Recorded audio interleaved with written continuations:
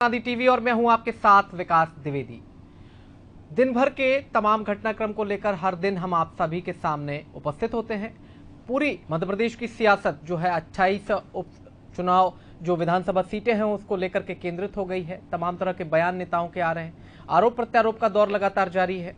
High court की ओर से भी निर्देश दिए जा रहे हैं। कहीं चुनाव आयोग हाईकोर्ट के खिलाफ सुप्रीम कोर्ट जाने की तैयारी में है। राजनीतिक दल भी सुप्रीम कोर्ट पहुंच रहे हैं। तमाम तरह का घटनाक्रम मध्य प्रदेश की सियासत में लगातार देखने को मिल रहा है। केंद्रीय मंत्री नरेंद्र सिंह तोमर पर भी आज एफआईआर दर्ज हुई है। कई बड़ी खबरें हैं। पूरे दिन भर के घटनाक्रम को सिलसिलेवार तरीके से हम चुनावी चार्ट के माध्यम से आप सभी तक पहुंचाते हैं। तो आज भी हम इसी कड़ी में आप सभी के सामने उपस्थित हैं और आज के बुलेटिन की शुरुआत करते हैं।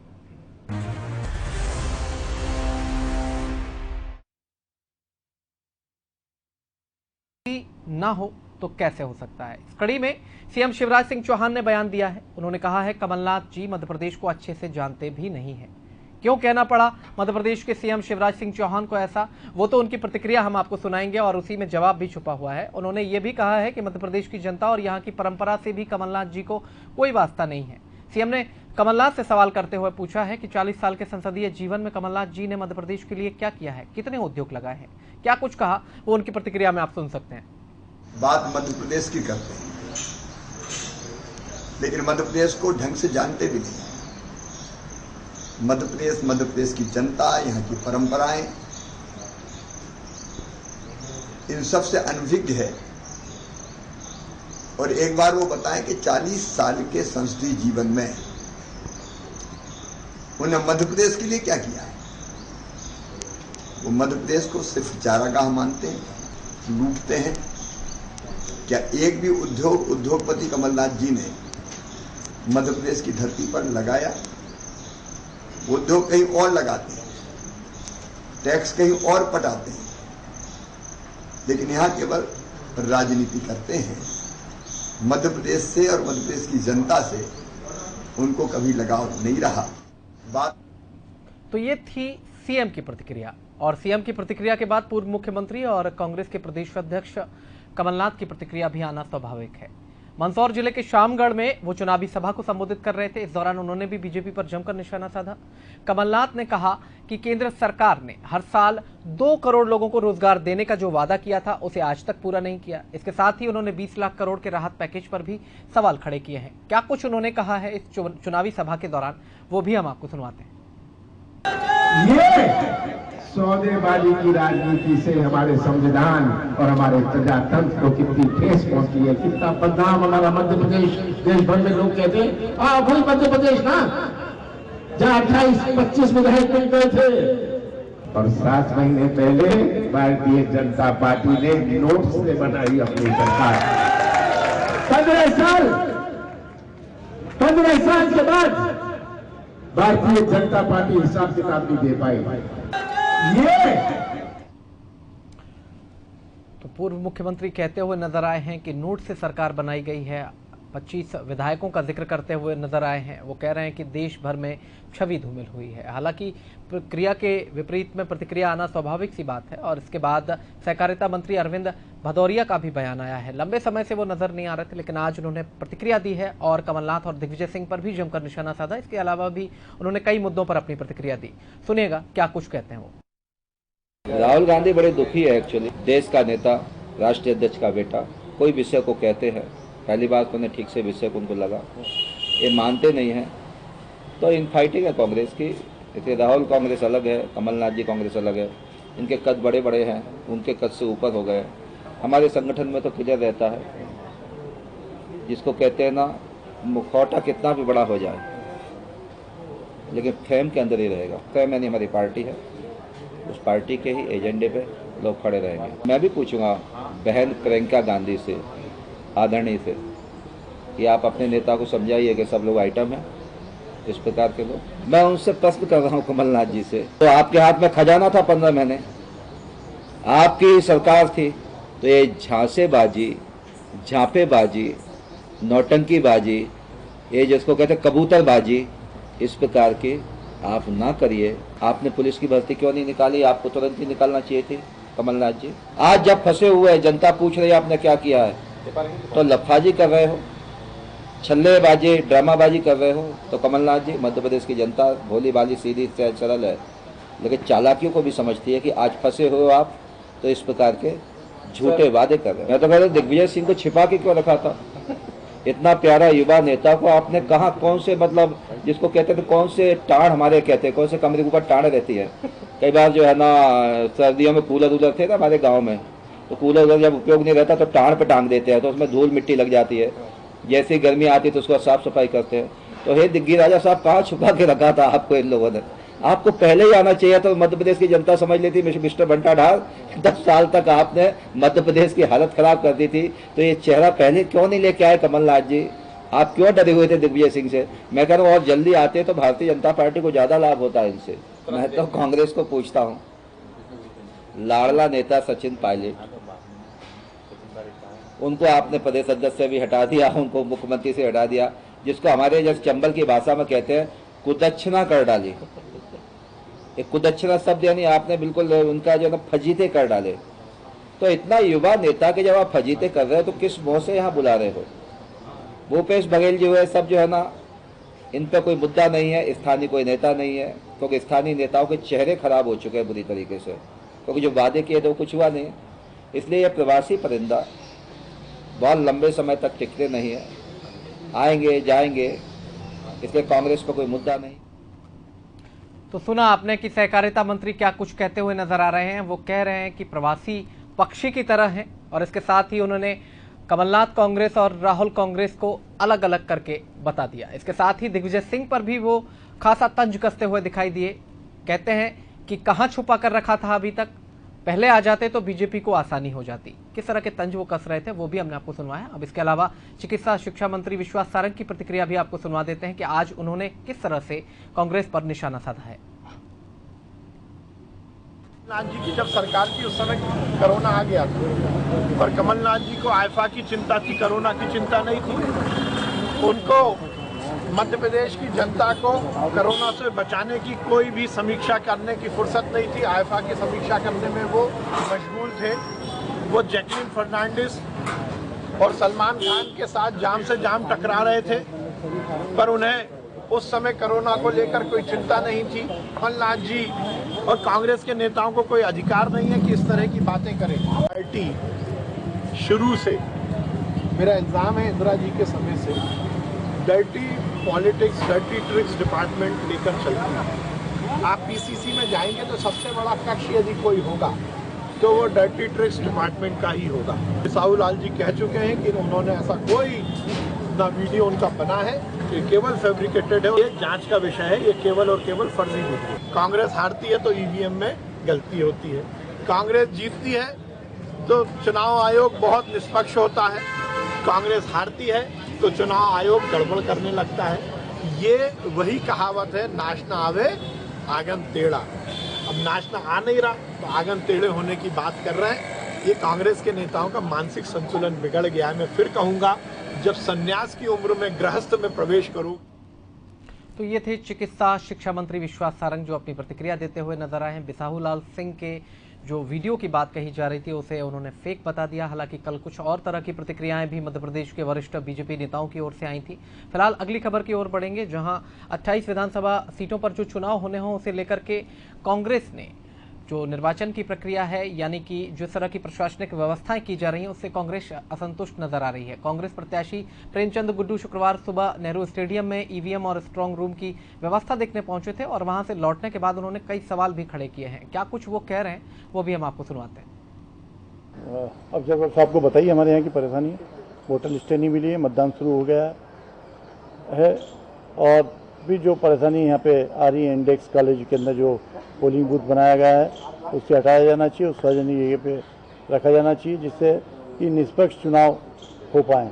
ईवीएम के बारे में आपको बता दूं, ईवीएम एक बहुत सुरक्षित मशीन है, और उसमें जो ईवीएम का जो अलॉटमेंट होता है वो फर्स्ट रैंडमाइजेशन, उसका सेकंड रैंडमाइजेशन जो कि अभ्यर्थियों, राजनीतिक दलों और ऑब्जर्वर्स के अनुमति से उनके समक्ष में होता है। वो होने के बाद ईवीएम्स यहाँ कमीशनिंग के लिए रखी जाती हैं, और कमीशनिंग में भी उन लोग जिनकी ड्यूटी लगी है वो आते हैं, वरिष्ठ अधिकारियों की मौजूदगी में कमीशनिंग होती है, बेल के इंजीनियर्स की मौजूदगी में कमीशनिंग होती है, और उसकी वीडियो रिकॉर्डिंग होती रहती है। अभी भी हम लोग आप देख सकते हैं कैमरे में है, ऊपर कैमरा लगा हुआ है। तो कमीशनिंग में गड़बड़ी का कोई प्रश्न ही नहीं है। सिर्फ ये कह देना कि गड़बड़ी हुई, ये गलत है।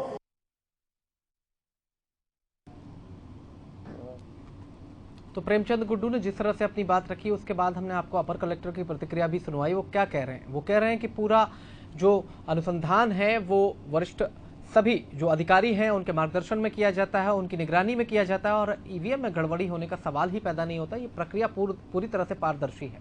और अब बढ़ते हैं अगली खबर की ओर, जो आज के दिन भर की सबसे बड़ी सियासी खबर मध्य प्रदेश की है। जिस तरह से दोनों दल एक दूसरे पर लगातार आरोप प्रत्यारोप लगा रहे हैं, उसे लेकर के प्रतिक्रियाएं भी दोनों दलों की ओर से आ रही हैं।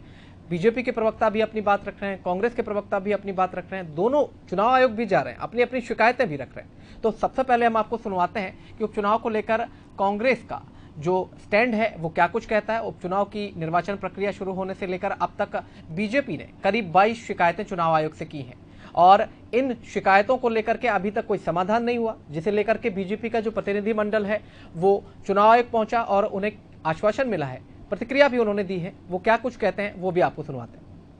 आज भारतीय जनता पार्टी का यह प्रतिनिधिमंडल मुख्य निर्वाचन पदाधिकारी से मिलने के लिए आया और जो हमने गुजरे दिनों निर्वाचन शुरू होने के पश्चात 19 सितंबर के बाद से हमने जो लगातार शिकायतें की हैं और शिकायतों पर कार्रवाई नहीं हुई है, उसमें चाहे कमलनाथ जी द्वारा जो गलत बयानबाजी की गई है इमरती देवी जी के खिलाफ, चाहे दिग्विजय सिंह जी द्वारा हमारे विधायकों के खिलाफ रेड कार्ड जारी किया गया हो, चाहे जेपी धनोपिया जो कांग्रेस के प्रवक्ता होकर के यहाँ आते हैं जबकि पिछड़ा वर्ग आयोग के वे अध्यक्ष हैं, इन शिकायतों का तत्काल निराकरण हो, इसके संबंध में तो हम आए। साथ ही हमने आग्रह किया कि कोविड-19 का पालन करते हुए हम बड़ी सभाएं नहीं कर रहे हैं, तो नई सभाओं के लिए हमने कुछ स्थान के लिए आग्रह किया है कि डीएम अगर अनुमति देते हैं तो ऐसे ही जगह पर अनुमति मिलनी चाहिए ताकि वहाँ सभा भी हो सके, चाहे छोटे स्वरूप में हो, और वो सबके लिए लागू होगा, न केवल हमारे लिए। उस आग्रह करने के लिए हमने माननीय मुख्य निर्वाचन पदाधिकारी से आग्रह किया। तो आपने सुना कि क्या कुछ कह रहे थे बीजेपी प्रतिनिधि मंडल के लोग, सभी जाकर के मिले थे और उनका कहना था कि अभी तक कोई कार्रवाई नहीं हुई है, कार्रवाई होनी चाहिए। और इसके अलावा बीजेपी और कांग्रेस प्रवक्ताओं की ओर से भी प्रतिक्रिया आई हैं। सबसे पहले हम कांग्रेस मीडिया प्रभारी नरेंद्र सलूजा की बात करेंगे कि पूर्व मुख्यमंत्री कमलनाथ के बयान पर हल्ला मचाने वाले बीजेपी नेताओं का दोहरा चरित्र सामने आ गया है, ये कहना है नरेंद्र सलूजा का। उन्होंने कहा मंत्री बिसाहूलाल सिंह और केंद्रीय मंत्री नरेंद्र सिंह तोमर के जो महिलाओं पर विवादित बयान दिए गए हैं, लेकिन बीजेपी इसको लेकर माफी नहीं मांग रही। बीजेपी प्रत्याशी इमरती देवी ने पूर्व सीएम कमलनाथ की दिवंगत मां को लेकर अशोभनीय टिप्पणी की है, उस पर भी सीएम शिवराज चुप हैं। बड़े सवाल खड़े करते हुए वो नजर आए हैं। क्या कुछ पूछा उन्होंने, आपको सुनवाते हैं। पहले मंत्री बिसाहूलाल ने कांग्रेस प्रत्याशी की पत्नी को लेकर आपत्तिजनक टिप्पणी करी। केंद्रीय मंत्री नरेंद्र सिंह तोमर ने महिलाओं को रिजेक्टेड माल बताया और उसके बाद अब उनके मंत्री जो हैं बिसाहूलाल साहू, वे भगवान श्री राम की माता जी को लेकर अशोभनीय टिप्पणी कर रहे हैं। उनकी मंत्री इमरती देवी कमलनाथ जी की दिवंगत माता जी और बहन जी को लेकर आपत्तिजनक टिप्पणी कर रही है। हमने तीनों मामले की चुनाव आयोग में शिकायत दर्ज करा दी है। भाजपा मौन है, शिवराज जी मौन है, भाजपा गायब है, न प्रायश्चित स्वरूप मौन व्रत कर रहे हैं, न माफी मांग रहे हैं। तो आपने सुना नरेंद्र सलूजा क्या कहते हुए नजर आए हैं कि माफी नहीं मांग रहे हैं। हालांकि पूर्व में बीजेपी भी मांग कर रही है, लगातार पहले भी मांग कर रही थी और अभी भी मांग कर रही है, और वो इस पर अड़ी हुई है कि कमलनाथ को माफी मांगनी चाहिए, जो इमरती देवी पर उन्होंने प्रतिक्रिया दी थी। अब कांग्रेस के जो प्रवक्ता हैं, मीडिया समन्वयक हैं नरेंद्र सलूजा, वो कह रहे हैं कि बीजेपी की ओर से जो बयानबाजी हुई है उसे लेकर के वो बीजेपी को माफी मांगनी चाहिए। हालांकि ये दोहरे मापदंड अलग समझ में आते हैं। खैर, अगली जो प्रतिक्रिया है वो बीजेपी की ओर से आनी थी, निश्चित था। रजनीश अग्रवाल ने कहा है कि चुनाव आयोग को जो उन्होंने स्पष्टीकरण भेजा है, यानी कि कमलनाथ ने 48 घंटे के अंदर जो जवाब भेजना था वो उन्होंने भेज दिया है, लेकिन उसमें ना तो उन्होंने क्षमा मांगी है और ना ही खेद जताया है। अब चुनाव आयोग को चाहिए कि वो इस मामले में सख्त कार्रवाई करे। क्या कुछ कहा, आपको सुनवाते हैं। देखिए, कमलनाथ जी ने जो इमरती देवी जी का अपमान किया था, भारत निर्वाचन आयोग ने उनसे स्पष्टीकरण 48 घंटे के भीतर मांगा था। वो स्पष्टीकरण कमलनाथ जी की ओर से जैसा बताया गया है कि जमा हुआ है। अब निर्वाचन आयोग को तय करना होगा कि उन्होंने न खेद प्रकट किया, न क्षमा याचना की। वो यानी निर्वाचन आयोग महिलाओं की भागीदारी लोकतंत्र में किस प्रकार सुनिश्चित करते हैं, क्योंकि इस प्रकार के अगर शब्द आम प्रचलन में आए तो लोकतंत्र में यानी निर्वाचन में, चाहे वो बतौर प्रत्याशी हो या मतदाता, महिला हतोत्साहित होंगी। इस प्रकार के अभद्र भाषा, अपमानजनक भाषा इस्तेमाल हुई तो स्वाभाविक है कि महिलाओं को तमाम प्रकार से जो प्रोत्साहन देने का काम लोकतंत्र में हो रहा है, उन प्रयासों को भी धक्का लगेगा। जिन बयानों को लेकर इस तरह की प्रतिक्रिया आ रही है, माफी मांगने की बात कही जा रही है, कांग्रेस कह रही है बीजेपी माफी मांगे, बीजेपी कह रही है कांग्रेस माफी मांगे। वो बयान क्या कुछ कहते हैं वो लगातार हम हर दिन आपको सुनवाते हैं कि उस दिन का चर्चित बयान क्या कुछ रहा। आज भी हम अपने दर्शकों को वो तीनों बयान सुनवाते हैं, यानी कि पूर्व मुख्यमंत्री कमलनाथ का बयान सुनवाते हैं, उसके बाद इमरती देवी का जो बयान आया वो भी सुनवाएंगे, और उसके बाद जो प्रतिक्रिया गिरिराज दंडोतिया की ओर से आई थी चुनावी सभा के दौरान वो भी सुनवाते हैं। आप तय कीजिएगा कि ये बयान कहां तक सही है, मर्यादा का हनन हो रहा है या नहीं हो रहा है, ये हमारे दर्शक तय करेंगे। सुनिएगा। ये उसके जैसे नहीं है क्या? उसका नाम जो मैं क्या उसका नाम लूं? आप तो उसको मेरे से ज्यादा पहचानते हैं। आपको तो मुझे पहले ही सावधान कर देना चाहिए था। ये क्या आइटम है? ये क्या आइटम है? तो वो बंगाली आदमी है, वो मध्य प्रदेश में आया सिर्फ मुख्यमंत्री के बनने के लिए। उसको बोलने की सभ्यता बन जाए, और उस व्यक्ति को क्या कहा जाए? वो मुख्यमंत्री के पद से हटेगा तो पागल होगा। अब पागल बन के पूरे मध्य प्रदेश में घूम रहा तो वह कौन क्या कर सकते, कुछ भी कह सकता है। तो मैंने आपसे एक ही बात कह दी, बंगाली आदमी है, मेरे प्रदेश का आदमी नहीं है। मैं पता क्या उसकी माँ और बहन आइटम होगी बंगाल की, तो हमें ये पता थोड़ी है। सिंह और कमलनाथ कैसी भाषा बोल रहे हैं अनुसूचित जनता के खिलाफ। आपने पता डोगरा में कमलनाथ ने कहा कही थी, पता है कैसे माँ अब जो बताओ अपने या तोमर घर में अपने चंबल में को अपनी माँ बहन की जाबाते बोल दे वो तो कत्ल हो जाओ, मुड़े ले लेंगे। ये उसके जैसे नहीं है क्या? उसका नाम जो मैं क्या उसका नाम लूं? आप तो उसको मेरे से ज्यादा पहचानते हैं। आपको तो मुझे पहले ही सावधान कर देना चाहिए था। ये क्या आइटम है? ये क्या आइटम? तो ये सभी बयान हमने आपको सुनवाए कि क्या कुछ कह रहे हैं माननीय, और किस तरह से भाषाई मर्यादा का हनन भी हो रहा है। हमारे एसोसिएट एडिटर प्रभु पटेरिया हमारे साथ फोन लाइन पर जुड़ गए हैं, उनसे हम जान लेते हैं कि अब इन बयानों के, इन प्रतिक्रियाओं के और इस पूरे घटनाक्रम के मायने क्या कुछ निकलते हैं। प्रभु सर, जिस तरह से बयानबाजी का दौर जारी है और जिस तरह की प्रतिक्रियाएं लगातार आ रही हैं, उसे देख करके तो ये लगता है कि अब विकल्प ये नहीं है कि कौन ज्यादा अच्छा या कौन अच्छा या कौन बुरा, बल्कि विकल्प ये है कि कौन कम बुरा और कौन ज्यादा बुरा। क्या कहेंगे? बिल्कुल विकास, बिल्कुल सही आपका परसेप्शन है कि विकल्प जनता के पास हमेशा से चुनाव में यही है कि जो प्रत्याशी उनमें से कौन कम बुरा है। वो जब जिसको कम बुरा समझकर चुनती है, वो जब सत्ता में आता है तो उसको ऐसा लगता है कि ये ज्यादा ही गलत बुरा निकल गया, इसलिए वो फिर अगली बार फिर दूसरे को चुन लेती है। कई बार ये स्थितियां निर्मित होती हैं कि जिस तरीके की यह बयानबाजी चल रही है उसमें कमलनाथ जी ने जो आइटम कहा था, तो कमलनाथ जी ने जो सफाई दी थी कि आइटम शब्द वस्तु को कहते हैं, संसद में कहते हैं, विधानसभा में कहते हैं, तब तक ऐसा लग रहा था कि मान लिया जाना चाहिए कि कमलनाथ का इंटेंशन गलत नहीं था। हालांकि जिस तरीके से हंसते हुए उन्होंने कहा था तो कटाक्ष इमरती देवी पर ही था, ये सभी जानते हैं। लेकिन जब इमरती देवी ने वही शब्द दोहराया, उसी संदर्भ में, उसी शैली में उन्होंने बगैर किसी का नाम लिए हुए कहा, तो कांग्रेस चुनाव आयोग में शिकायत लेकर पहुंच गई है। तो जब भारतीय जनता पार्टी पहले शिकायत कर चुकी थी, अब कांग्रेस वही शिकायत लेकर पहुंची, तो मानना चाहिए कि ये कमलनाथ का बयान भी गलत था, इमरती देवी का बयान भी गलत है, क्योंकि कांग्रेस को आपत्ति है इमरती देवी के आइटम शब्द पर। तो इमरती और पूरी भाजपा जो आपत्ति जायज कर रही थी वो भी जायज दिखती है। अब यहाँ पर एक बयान जो आया गिरिराज दंडोतिया का, तो गिरिराज दंडोतिया ने भी सीधे तौर पर ये नहीं कहा कि कमलनाथ यहाँ आए तो हम उनको कत्ल कर देंगे, मार देंगे। उन्होंने कहा कि चंबल है, चंबल में कोई आकर किसी की माँ बहन बेटी को ऐसा बोलेगा तो उसका कत्ल हो जाता है। वो भी इनडायरेक्ट नरेशन है, वहां पर भी डायरेक्ट नरेशन तीनों में नहीं है, लेकिन तीनों बयान आपत्तिजनक है, क्योंकि उनको कहने का आशय जैसे जनता के बीच में कहे गए, जो उनका संदर्भ प्रयोग किया गया और क्या वो इंगित करना चाहते, तो स्वाभाविक तौर पर ये एक तरीके से तीनों बयान सामाजिक मर्यादा के खिलाफ हैं, नारी शक्ति का अपमान तो है ही है इसमें, और सीधे सीधे खुली चेतावनी दी जा रही है, एक धमकी का आशय भी इसमें पुट मिलता है। तो चुनाव आयोग को इनको मामलों को गंभीरता से लेना चाहिए। राजनीतिक दलों को भी इस बारे में सोचना चाहिए कि ऐसी बयानबाजी से वो बचें जिस पर की शिकायत हो रही है और जो जनता को भी उद्वेलित कर रहे हैं। विकास जी सर, एक छोटा सा सवाल और निकल करके आता है यहाँ। जिस तरह से जब राहुल गांधी की प्रतिक्रिया आई उसके बाद कमलनाथ कांग्रेस और राहुल गांधी कांग्रेस बार बार इस शब्द को निरूपित किया जा रहा है। सहकारिता मंत्री अरविंद भदौरिया ने आज यही शब्द प्रयोग किए थे कि कमलनाथ कांग्रेस अलग है और जो राहुल गांधी कांग्रेस है वो दो फाड़ हो गई है, मतलब कि अलग अलग दोनों दल दिखाई देते हैं। क्या कहेंगे? बिल्कुल विकास, ये स्थिति कांग्रेस में पहली बार बनी है कि एक राज्य का नेता, कमलनाथ मध्य प्रदेश के प्रदेश कांग्रेस अध्यक्ष हैं और आला कमान जो कांग्रेस का हाईकमान माने जाते हैं, भले राहुल गांधी अभी किसी पद पर नहीं है लेकिन वो राष्ट्रीय अध्यक्ष रहे हैं और पूरी संभावना ये है कि आप भविष्य में भी वो राष्ट्रीय अध्यक्ष बनेंगे।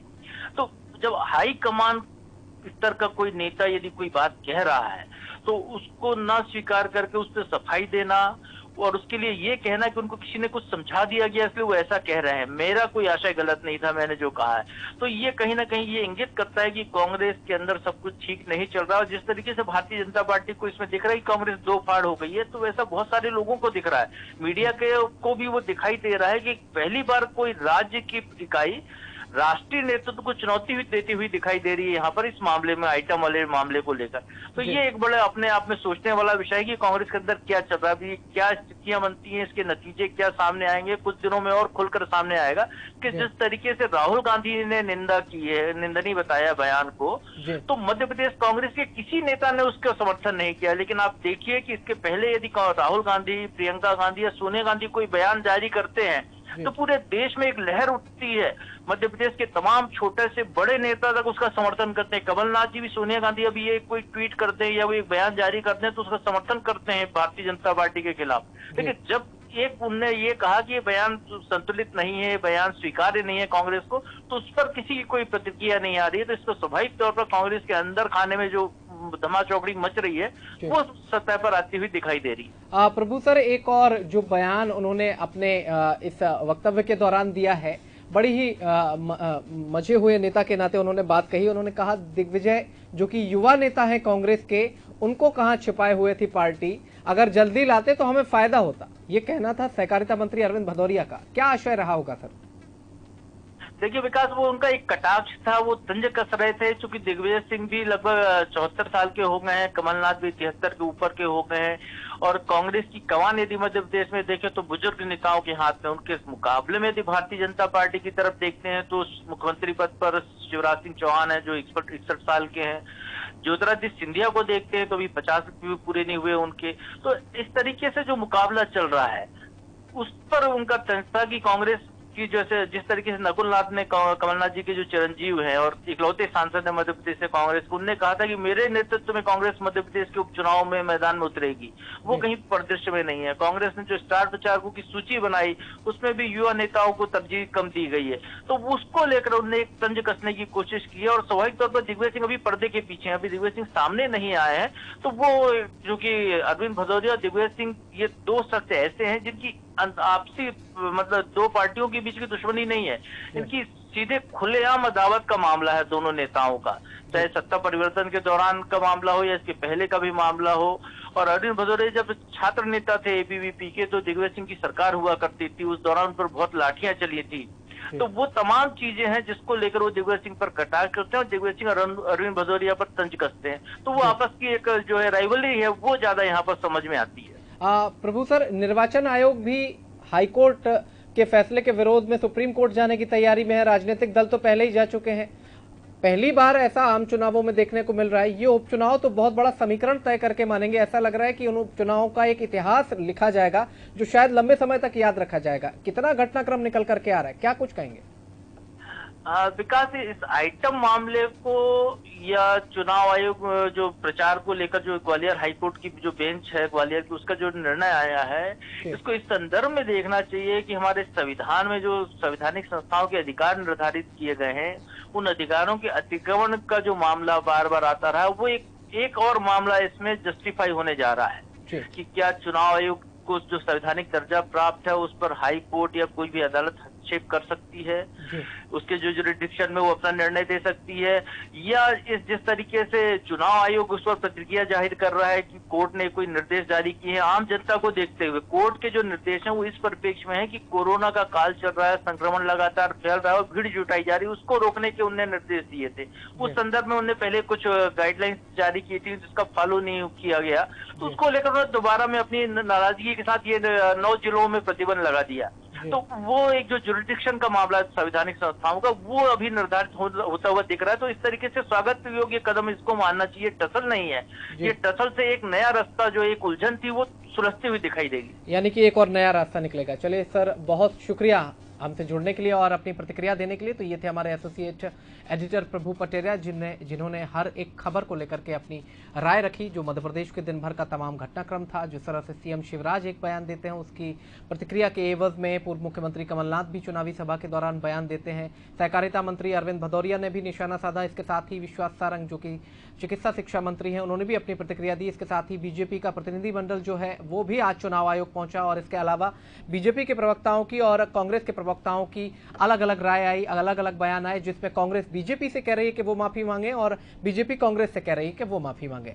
अब हालांकि पूरे अगर परिदृश्य को देखते हैं तो इससे में जो मैंने पहले भी कहा है कि इसमें अच्छे और बुरे के बीच की तुलना नहीं है, तुलना यह है कि ज्यादा बुरा कौन और कम बुरा कौन। फिलहाल आज के इस एपिसोड में इतना ही। कल फिर होंगे हम इसी तरह की सियासी हलचलों को लेकर आप सभी के बीच उपस्थित। फिलहाल मुझे दीजिए इजाजत। बहुत बहुत शुक्रिया, बहुत बहुत धन्यवाद।